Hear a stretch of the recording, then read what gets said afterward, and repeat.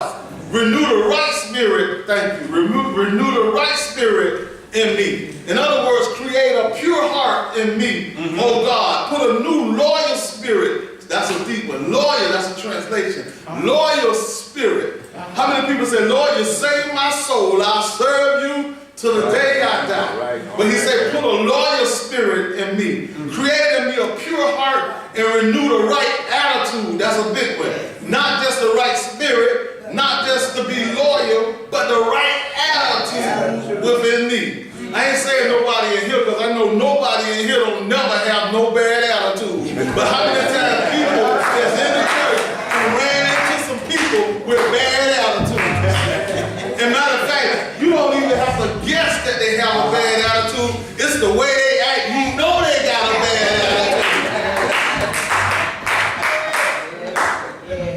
There was another young man that was in the scriptures that said he do everything that God told him to do. He said, I kept the commandments from my youth. And then he was bold enough to quote him. He said, you should not. You said don't murder and I don't do that. Don't commit adultery but I don't do that. Don't steal but I don't do that. Don't give false testimony but Lord I don't do that. Honor your mother and your father, Lord I do that. He said, love your neighbor as yourself. Well, Lord, I do that. I did all of these things. I've been doing them all since my youth.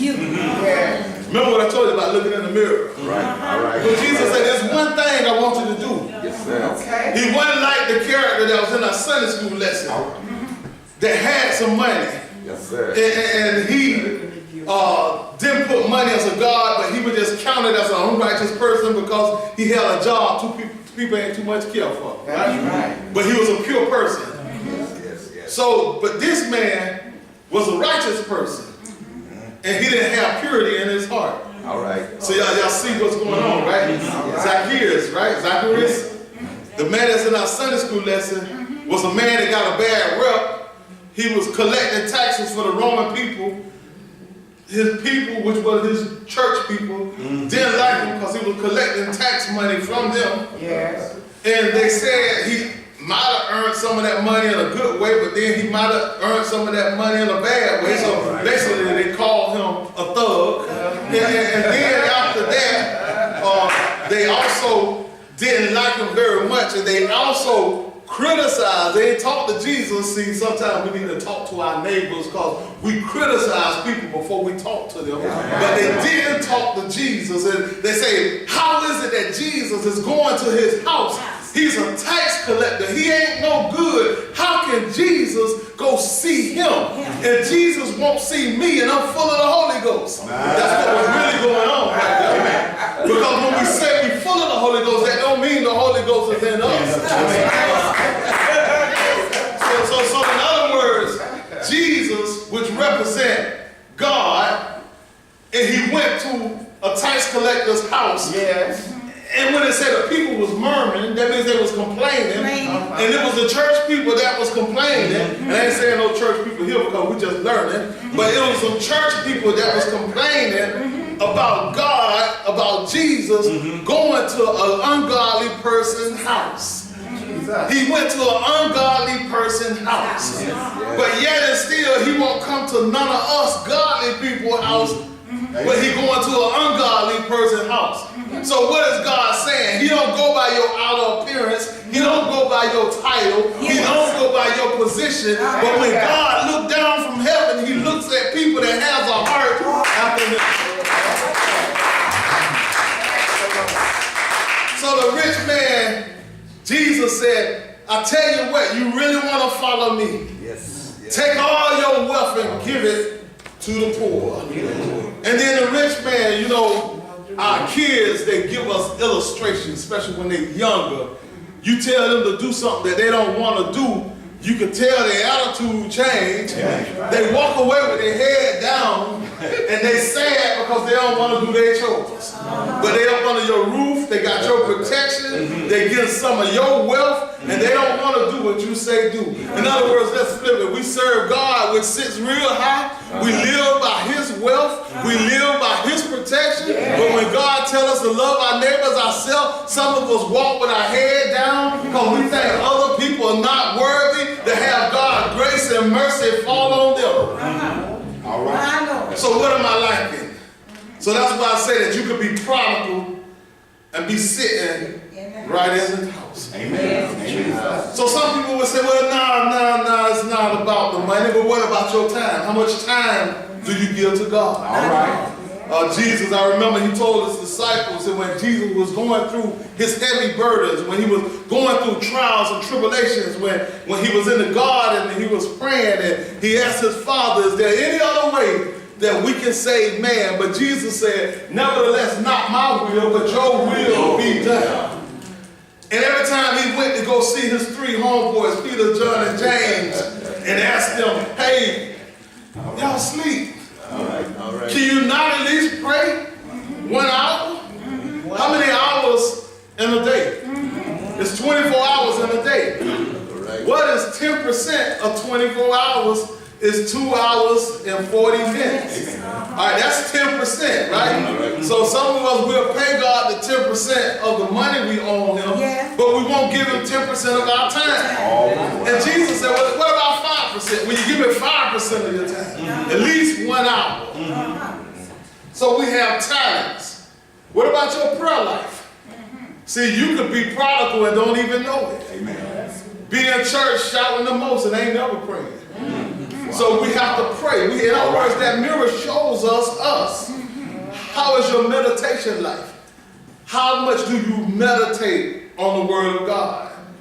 How much, now this is a big one. This is how I know, and I'm not nobody judge, and it's not nobody here, but when we're not in this church, from the head all the way to the toe, we're supposed to minister to a dying world, right? Amen. Yes. That's Matthew 28. That's a commandment. Ain't go into all the world. And he didn't just handpick a couple people. All of us got to go minister to somebody, right? So this is the thing that amazed me, that it's letting me know that a lot of people are not reading their word. Amen.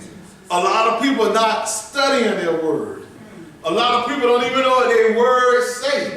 All right. Studying the Word of God is like a person going in a closet.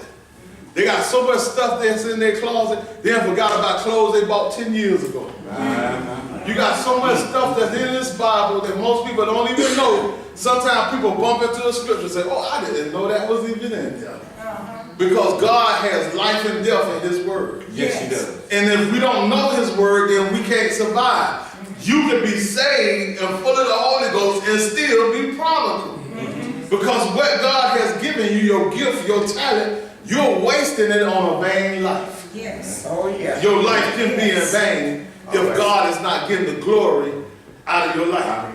How do I know a lot of people not reading their word? Because anytime you say something about something that's going on in society that's not right, somebody say that you're judging. But you're not judging. Have you not read your word? That your word said that it should be one man, one woman? Have you not read your word? It says love everybody and treat everybody the right way. Have you not read in your word when it says love the Lord thy God first? Have you not read in your word, if you see your brother or sister in need, give it to him and don't look for nothing in return? Have you not heard in your word that God is a way maker when you don't know which way to go? Have you not heard in your word that God, he has a card that's better than Winn-Dixie? They call Winn-Dixie the beef people, but I want to let you know you will never go hungry as long as God, the God of Abraham and Isaac, and Jacob is in your life. Matter of fact, somebody said, I need a witness. It's obvious you never heard David say, I have been young and now I am old, but I have never seen the righteous forsaken. Say something. John 9:4 says, well, I must work of him that sent me while it is day. Night coming when no man can work. Have you ever seen people, when somebody else mess up, they say, well, I don't know why he did that. If that was me, I would have. I should have. That's what I would have done. But you don't know what you're going to do until the lights go out. And then when the lights go out, I can imagine people having all types of excuses for Jesus, saying, Lord, if you let me go back to earth, let me tell you what I'll do. I'll be your best shower when they open up the church doors, Lord. Lord, if you let me go back to earth, I'll praise you like I was out of my mind. Lord, if you let me go back to earth, I'll give to the poor, Lord. I'll go to the jailhouses. Lord, I'll feed the ones that's hungry if you let me go back to earth. But my brothers and sisters, when death knocks on your door and the lights get cut out, you can't do no more work.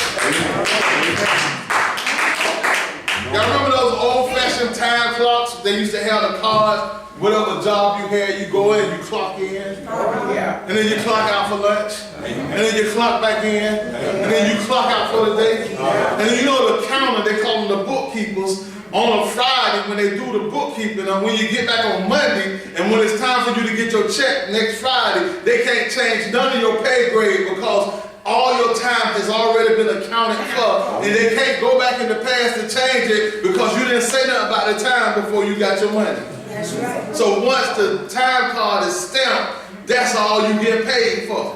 So my brothers and sisters, if you ain't doing no work while you alive, and Jesus called your time clock in, and once you dead, you can't go back and change it, so you might as well do your work right now.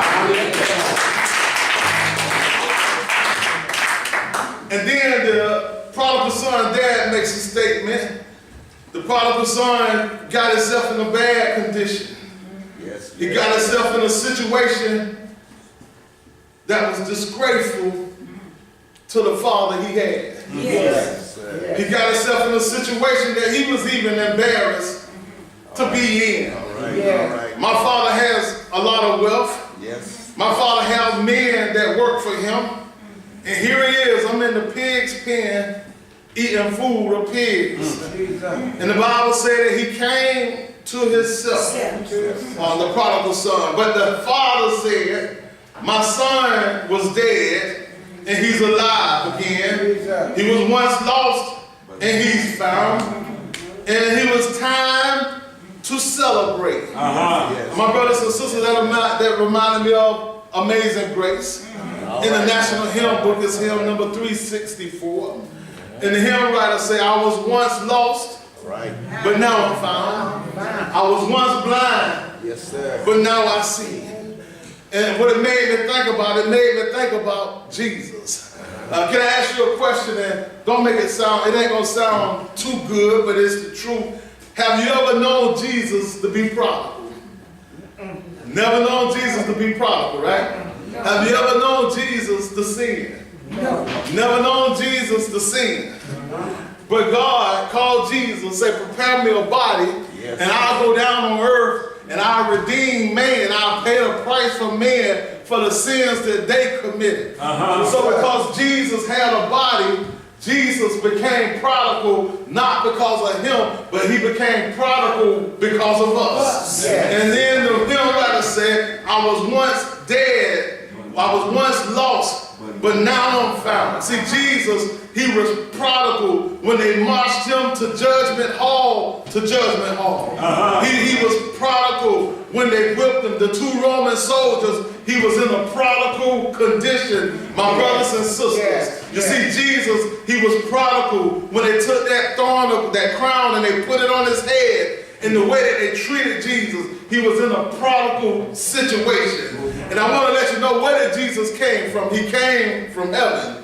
It was Jesus, the Son of God, that said, prepare me a body and I'll go redeem man. Right. So when Jesus took a trip and he came down from heaven to earth, and he became prodigal for a wretch like you, and he became prodigal for a wretch like me, because we was once lost, but now we're found.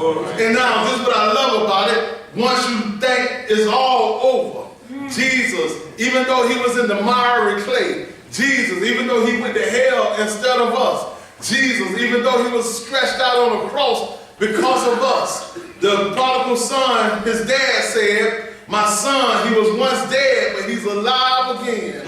When Jesus redeemed man, Jesus' dad turned his back on him. He turned his back on him for the sins of the world. Jesus' dad, Jesus told his dad, he said, Father, he said, my God, why hast thou forsaken me? But Jesus' dad, when Jesus came back from off the cross, and after he came back from death, after 3 days, Jesus' father said, this is my son who I was well pleased.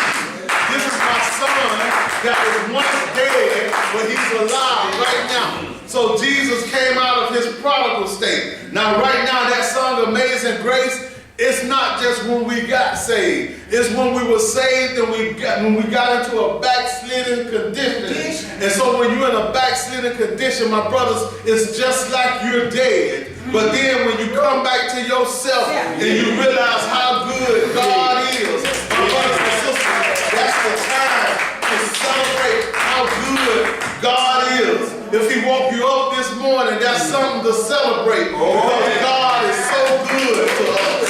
My brothers and sisters, if you're in your right mind, that's something to celebrate about because God, he told you that he's Alpha and Omega, he's the beginning and he is the end. And my brothers and sisters, when it comes down to Christian people, sometimes we don't know what celebrate means. Sometimes we don't know what worship means. Sometimes we don't know what acknowledge God means. Sometimes we don't know what it means to salute God, to recognize God, to give him the honor, to admire God, to give him the reverence. My brothers and sisters, that's a celebration time. I don't know about you, but when you're going through your trials and going through your tribulations, when you're on your sick bed, that's the best time to have a party with Jesus. That's the best time to lift him up. That's the best time to give him the glory. That's the best time to give him his sacrifice of praise.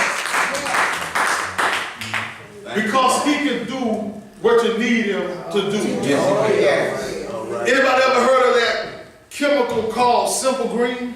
Oh, yeah. Anybody ever heard of Simple Green? What Simple Green is a solution that can clean anything in your house. You name it, it can clean it. But I got a Lord called Jesus that can clean anything in your life. I don't care what you're going through. If you just put it in his hands, he will make it all right. And then sometimes my brothers and sisters,